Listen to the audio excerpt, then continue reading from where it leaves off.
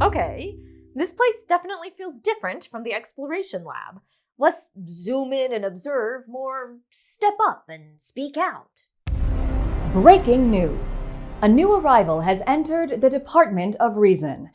Early reports suggest she is untrained, understructured, and entirely unprepared to write a public argument. I'm just here for orientation. And I'm here to lead it. I'm your orientation anchor, live, logical, and licensed to broadcast. Welcome to the Department of Reason, where ideas aren't just explored, they're used as arguments to persuade the public. And today, your training begins. Last unit, we explored the Renaissance, a period of European history from the 13 to 1600s.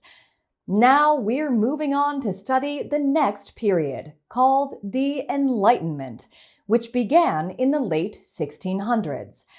We'll be uncovering how ideas and values changed between these two periods. So, this isn't a sit back and watch kind of gig. I guess it's time to dig in and get ready to report. Exactly. To complete your orientation, you'll investigate 3 headline stories, each one revealing a major shift that took place from the Renaissance to the Enlightenment periods. You'll track the rise of reason, the spread of public ideas, and the power of arguments to spark real change. And finally, you'll write headlines to summarize each shift. Complete all of these tasks, and you'll earn your press pass to the Enlightenment Literature Unit. Okay, I'm in. Or, should I say, breaking news. The Department of Reason's rookie reporter is officially on board. That's the spirit.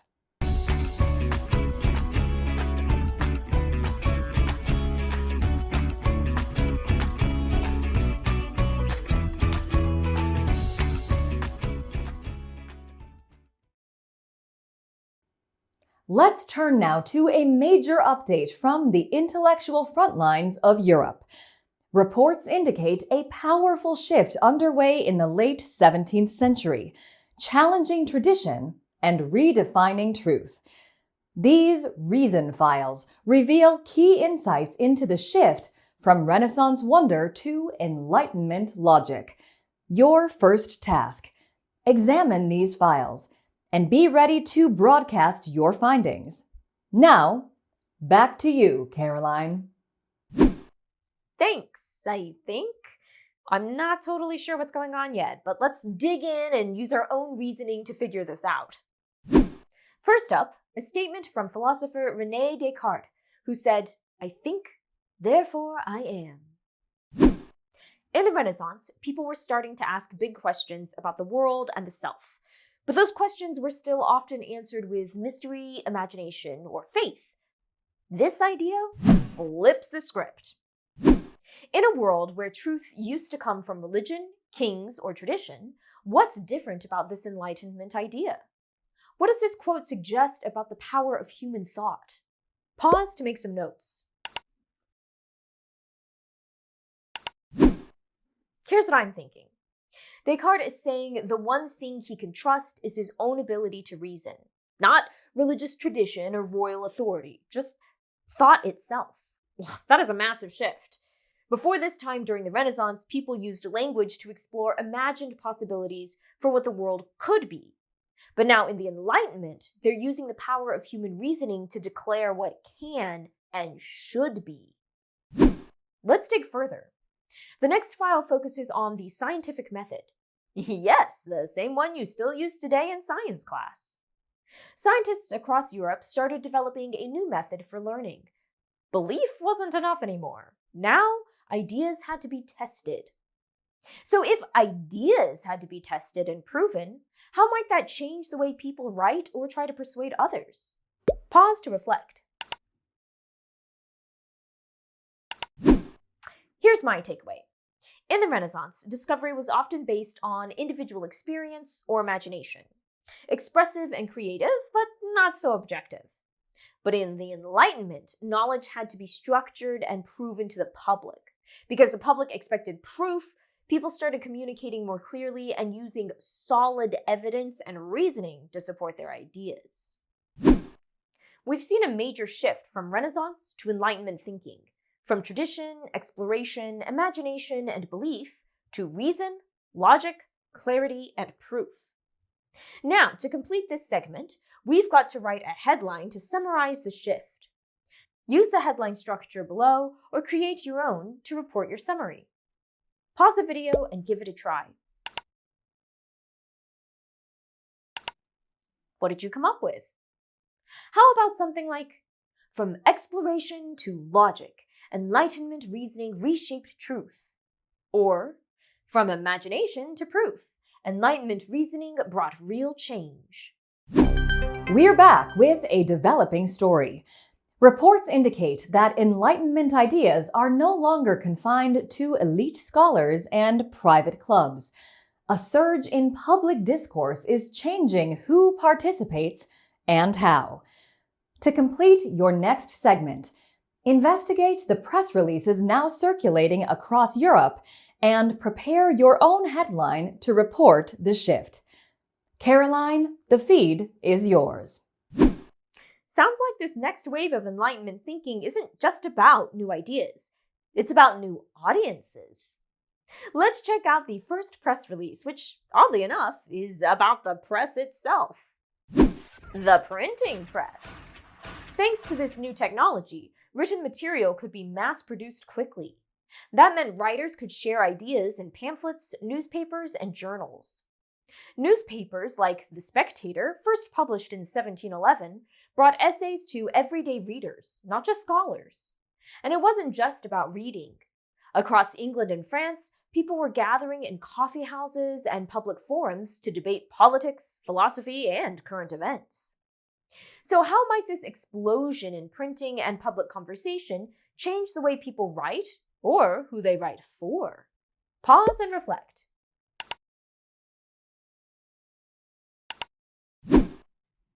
Here's what I'm seeing. With ideas spreading to more people, writing had to shift. It needed to be more persuasive, more accessible, and more focused on clarity. Writers now had to connect with regular citizens, not just nobility or their own educated friends. So language became a tool to inform, inspire, and influence audiences all across the world. But what else? Next, we have some words from the street. We've got a quote all the way from 1752, written by the philosopher Voltaire. "To hold a pen is to be at war." What does this quote say about the power of writing in this era? Pause and jot down your ideas. Here's what stands out to me. The pen had to become a public weapon. Writers weren't just expressing themselves, they were reshaping society. Enlightenment thinkers were using writing to challenge injustice, stir up conversation, and push for change. So, what's the headline here? We've moved from private to public, from elite intellectuals to regular citizens. Ideas didn't just spread, they ignited action. Use this structure to report your summary. Pause the video and give it a try. What did you write? Maybe something like, from intellectual circles to the public square, Enlightenment writers took their ideas mainstream. Or, from elite intellectuals to regular citizens, Enlightenment writers expanded their reach. And in our final story tonight, Enlightenment thinkers are no longer content to describe the world or imagine what could be. They're using reason to demand what should be. And those demands had a real impact. England, the USA, and France all had some form of revolution during the Enlightenment, spurred by thinkers and writers demanding freedom, democracy, and rights. So these writers weren't just sharing thoughts, they were using logic and justice to challenge power. Their words helped fuel revolutions, reshape governments, and redefine individual rights.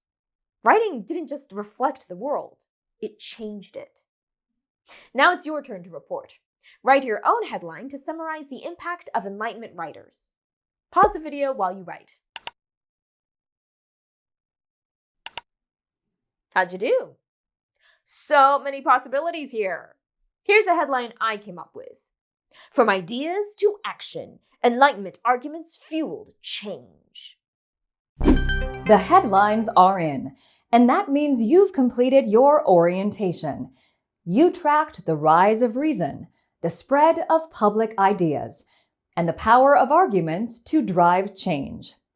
You're now cleared for full entry into the Department of Reason. Press pass achieved.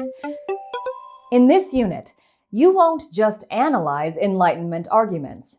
You'll build your own, learning how to use the power of language to change your world. From the Department of Reason, I'm officially signing off. But your reporting is just getting started. Hey!